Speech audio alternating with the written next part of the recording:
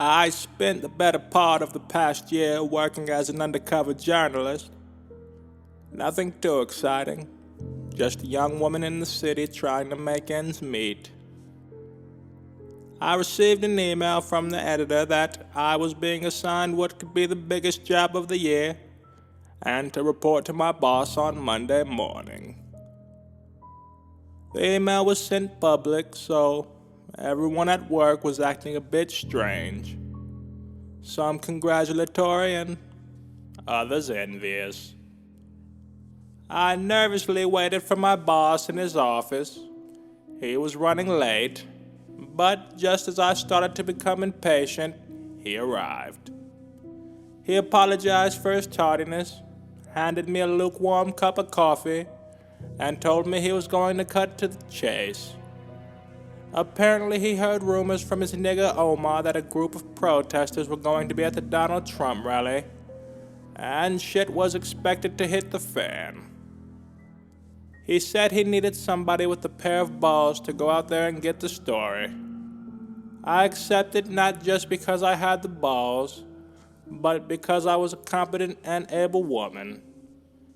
He handed me a disguise and secret recording equipment, wished me luck, and sent me on what was going to be the craziest night of my life.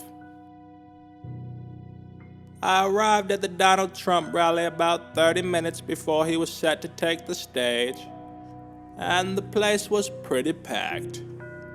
It was mostly full of old white men, but there was a surplus of fat chicks and security guards everywhere. I noticed a man walking around in a "That Nigga Donald's a Fuckboy" shirt. So, using my journalistic instincts, I decided to follow him. I could tell he was looking for somebody, and after a few minutes of trailing, he led me right to the protesters. They began to speak to each other, most likely discussing their plans for the evening. They all had anti-Trump apparel on, backpacks that looked like they were straight out of Ghostbusters, and what I found the most odd, goggles. They were going over what looked like highly elaborate blueprints, but before I could get a better look, the ceremony began. The crowd was going wild. Biggie Smalls' music filled the speakers, and Donald Trump was introduced by Forrest Whitaker. He came out with a ton of energy and immediately ripped the microphone from Forrest's hand. I must admit his crowd control was incredible. He started with the classic "When I say hey, you say ho," which then turned into an insult directed towards Hillary Clinton. "Speaking of hoes," he said, "that bitch Hillary really thinks she about to win this. Let me be the first to say fuck that trick."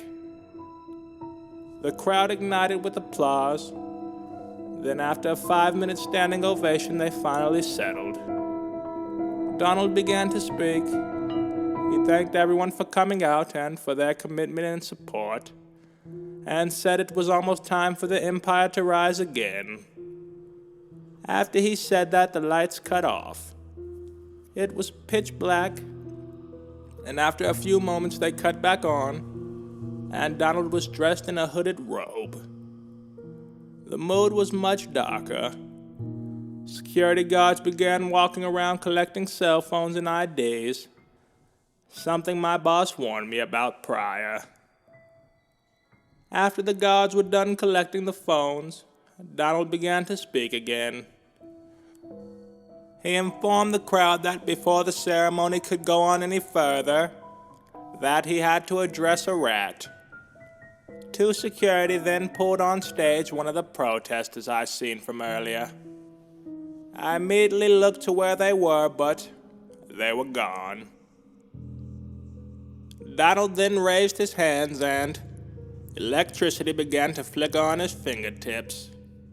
He told the protester he was a brave SOB and that he liked his "That Nigga Donald a Fuckboy" t-shirt. He then said, "I'll see you in hell," and Donald began to electrocute the poor man. The protester started convulsing and shaking around, like a fat person doing high-intensity workouts. And after about 30 seconds, the Donald decided to stop. The protester's body dropped to the ground, and then the guards pulled his lifeless body from the stage. Donald blew smoke from his fingertips, turned back to the crowd with a smirk on his face, and said, "What a shocking turn of events." The crowd disgustingly began to hoot and holler. He told them that his power has risen to heights he never knew possible and that no one was able to stop him. "I might know a guy," one of the 4 remaining protesters said. Appearing from out the shadows, they took the stage, Ghostbuster backpack and all. "Donald, your reign of terror is over.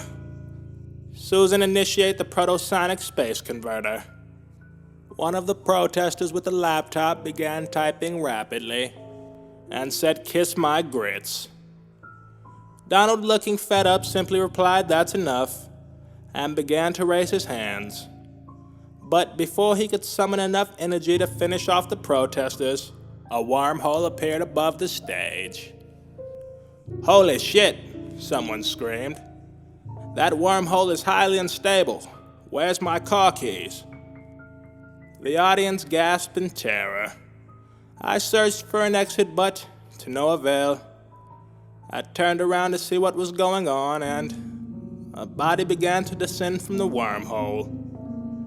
"Oh my God, it's Martin Luther King," another voice said. Not only was it Martin Luther King, but he was holding a lightsaber. "Hello, Donald," Mr. King said.